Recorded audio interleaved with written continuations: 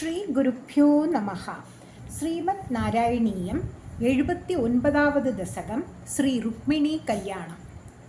ഫലസമേത ഫലാനുഗതോ ഭവാൻ പുരമഗാഹത ഭീഷ്മകമാനിതഃ ദ്വിജസുതം ത്വദുഭാഗമവാതിനം ധൃതരസാ തരസാ പ്രണനാമസാ. இந்த 79வது தசகத்தில் பட்டதிரி ருக்மிணி கல்யாணத்தை வர்ணிக்கிறார். அதில் 1வது ஸ்லோகத்தில் கிருஷ்ணன் குண்டினபுரம் பிரவேசிக்கிறத வர்ணிக்கிறார்.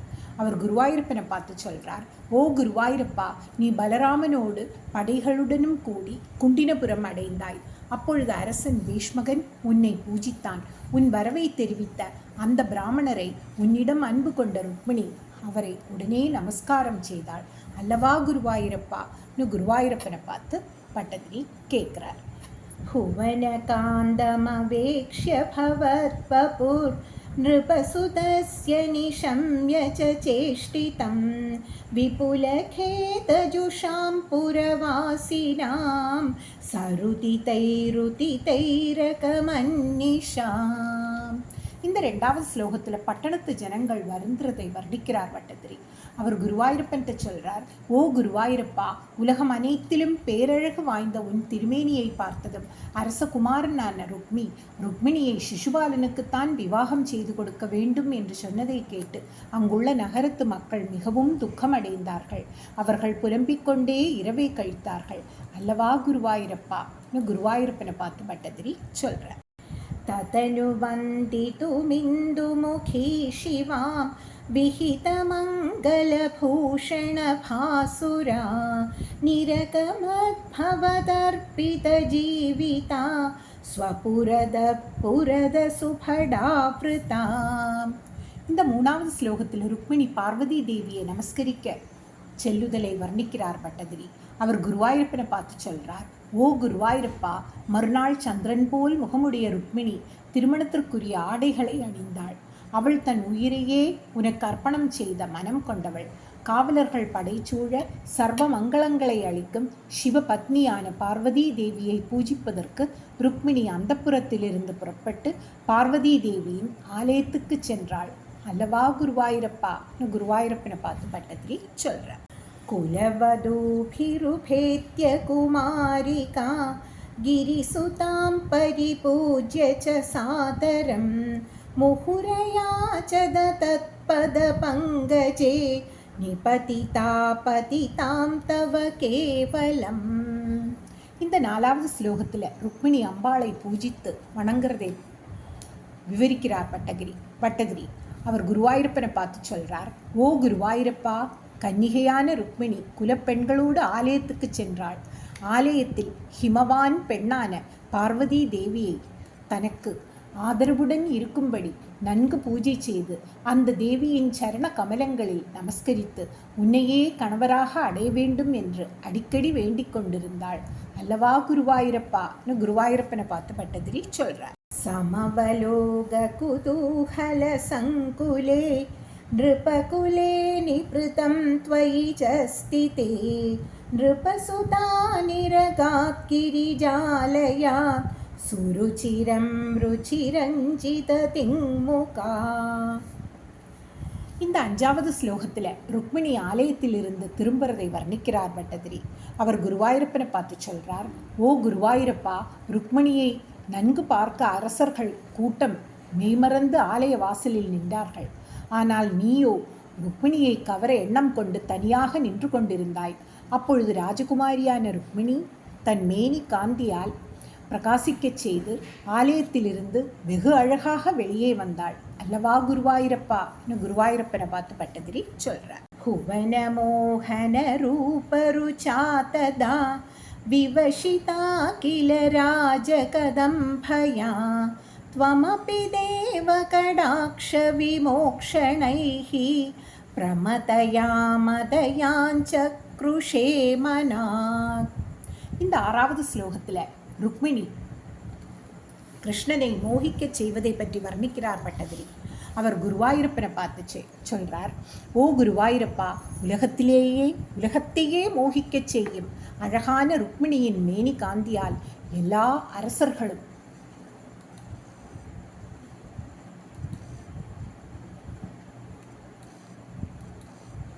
பரவசமானார்கள்.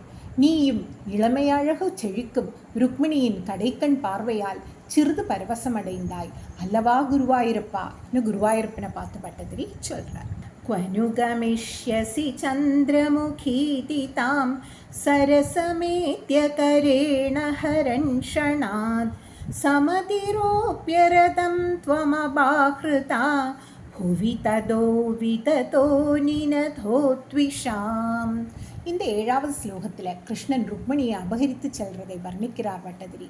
அவர் குருவாயூரப்பனை பார்த்து சொல்றார், ஓ குருவாயூரப்பா, நீ மிகுந்த அன்போடு ருக்மிணியிடம் சந்திரன் போன்ற முகத்தை கொண்டவளே, எங்கே போகப் போகிறாய் என்று கேட்டுக்கொண்டே அவள் அருகில் சென்று கையை பற்றி கனப்பொழுதில் தேரில் ஏற்றிக்கொண்டு போய்விட்டாய்.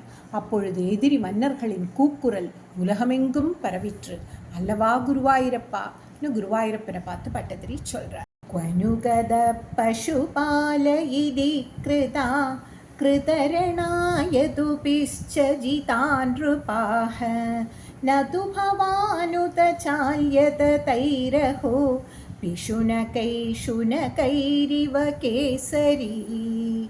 இந்த 8வது ஸ்லோகத்தில் தன்னை எதிர்த்து வந்தவர்களை பகவான் ஜெயிக்கிறதை வர்ணிக்கிறார் பட்டதிரி. அவர் குருவாயூரப்பனை பார்த்து சொல்றார், ஓ குருவாயூரப்பா, அப்பொழுது இந்த இடையன் எங்கு சென்றான் என்று கோபம் கொண்ட சால்வன் முதலிய அரசர்கள் எதிர்த்து நின்று போர் செய்தார்கள். அவர்களை யாதவர்கள் ஜெயித்தார்கள் அல்லவா குருவாயூரப்பான்னு குருவாயூரப்பனை பார்த்து பட்டதிரி சொல்றார். ததனுரு மீனமாகதமாகவே மதமுபேக்ஷ்ய நிபத்ய விரூபயன் ஹிருதமதம் பரிமுச்ய ஃபலோக்திபிஹ புரமயா ரமயா சக காந்தயாம். இந்த 9வது ஸ்லோகத்தில் கிருஷ்ணன் ருக்மிணியை துவாரகாவிற்கு அழைத்து செல்லுதலை வர்ணிக்கிறார் பட்டதிரி. அவர் குருவாயூரப்பனை பார்த்து சொல்றார், ஓ குருவாயூரப்பா, பிறகு போரில் எதிர்க்க வந்த ருக்மியை கட்டி வைத்து அவன் முகத்தை அலங்கோலப்படுத்தி ருக்மிணியின் வேண்டுதலால் அவனை கொல்லாமல் விட்டாய். பிறகு பலராமனின் தலையீட்டால் அவனை விடுவித்தாய். இதன் பின் அன்பு கொண்ட மகாலட்சுமியின் அவதாரமான ருக்மிணியுடன் துவாரகைக்கு சென்றாய் அல்லவா குருவாயூரப்பான்னு குருவாயூரப்பன் பார்த்து பட்டதிரி சொல்றார்.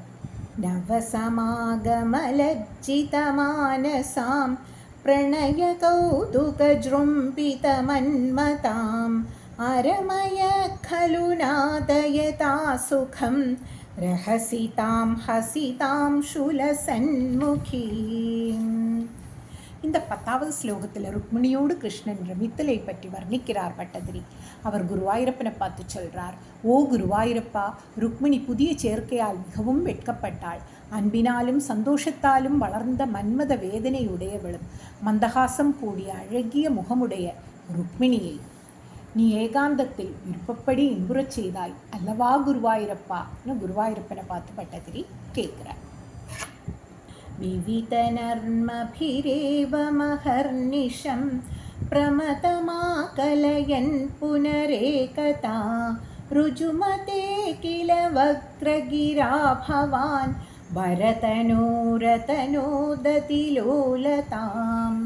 இந்த 11வது ஸ்லோகத்தில் கிருஷ்ணன் ருக்மிணியை பரிகசித்து பேசுறதை வர்ணிக்கிறார் பட்டதிரி.